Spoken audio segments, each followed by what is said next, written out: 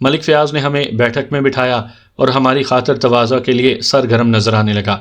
میں نے اس کی سرگرمی کو دیکھتے ہوئے کہا، ملک فیاض، کسی قسم کی تکلف کی ضرورت نہیں، میں اس وقت سرکاری ڈیوٹی پر ہوں اور ایک نہایت ہی ضروری کام سے ملک دلدار سے ملنے آیا ہوں۔ میں نے دانستہ یہ ظاہر نہیں کیا تھا کہ مجھے ملک دلدار کے بیرونی دورے کی خبر تھی۔ ملک فیاض نے کہا، بھائی صاحب تو اس وقت گھر پر موجود نہیں ہے۔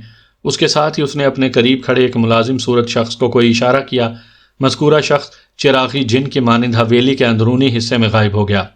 میں سمجھ گیا کہ ملک فیاض نے ہمارے لیے کھانے پینے کی کوئی چیز منگوائی تھی۔ میں نے کہا تھا نا، کسی تکلف کی ضرورت نہیں ہے، میں نے ملک فیاض کو مخاطب کرتے ہوئے کہا۔